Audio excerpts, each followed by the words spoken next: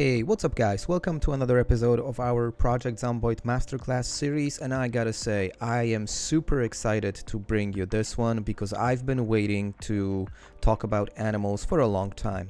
But before we're gonna go into the actual episode and talk about what is by far my most favorite addition to the game as of build 42, I just wanted to say a massive thank you to every one of you that support the channel either by subscribing, liking or commenting under the videos. I will have a small announcement towards the end of the video, so if you are interested on what's next, make sure to stay till the end.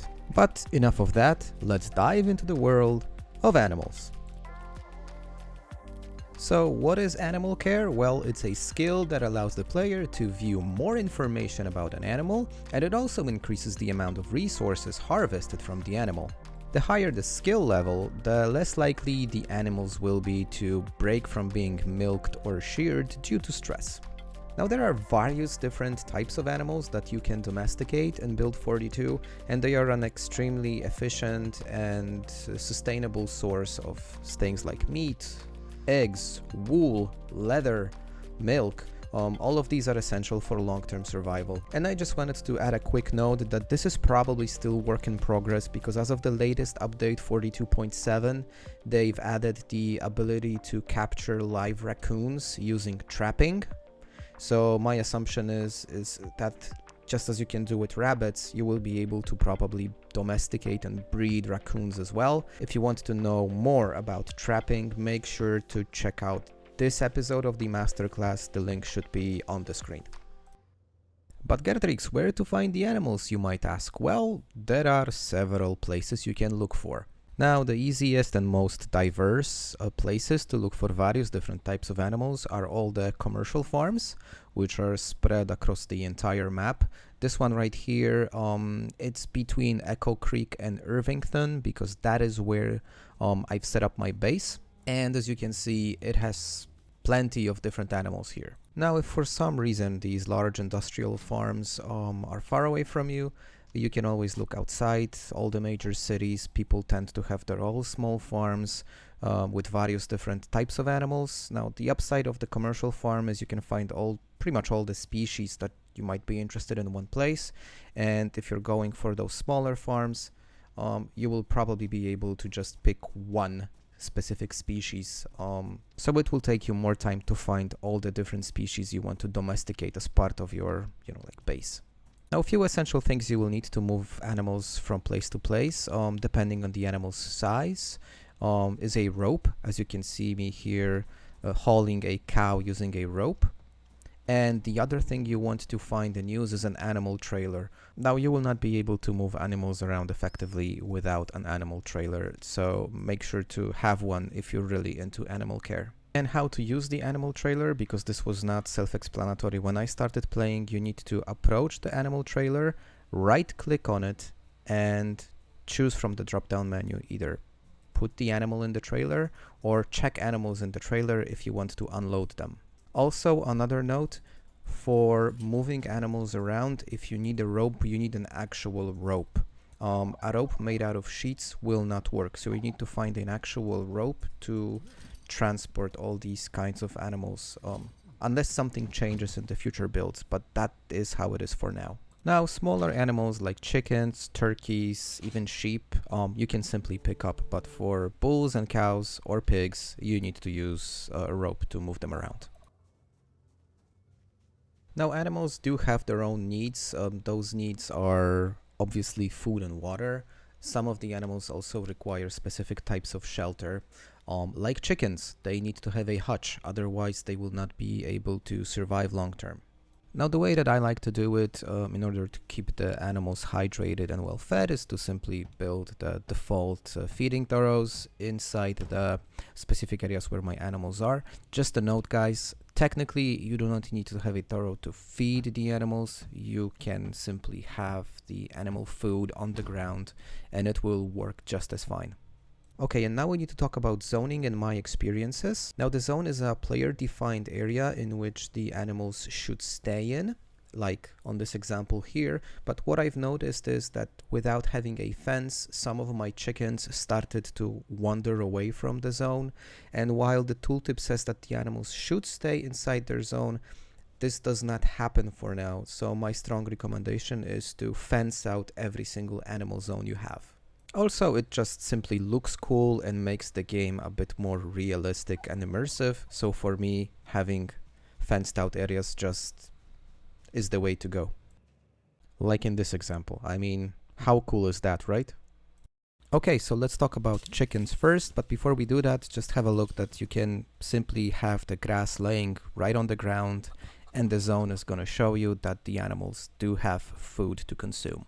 So the biggest advantage of having chickens is that they are fairly easy to upkeep, and they lay eggs, and they lay a lot of eggs. Collecting eggs is easy. You just go into your hutch, you right click on the specific compartment you want to grab your eggs and grab the eggs.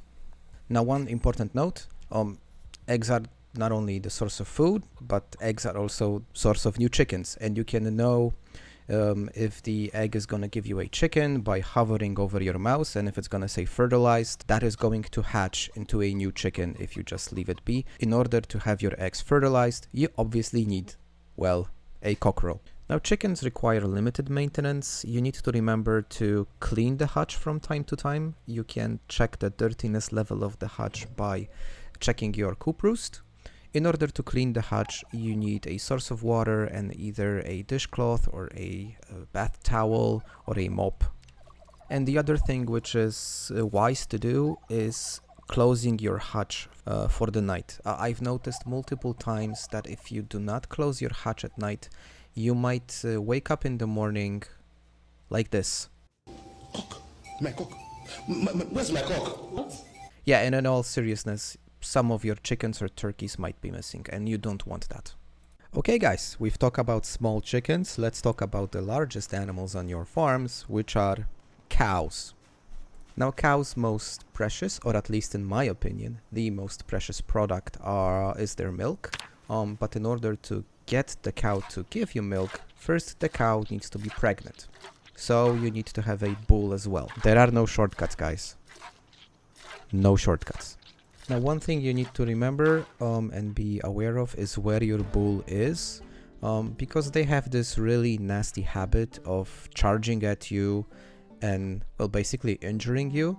This one time my character almost died because he took a bull's horn right into the arm. Deep wound, it needed stitches, I had no bandages on me, so it was a really close call, and that would be probably the dumbest death I've ever incurred in Project Zomboid.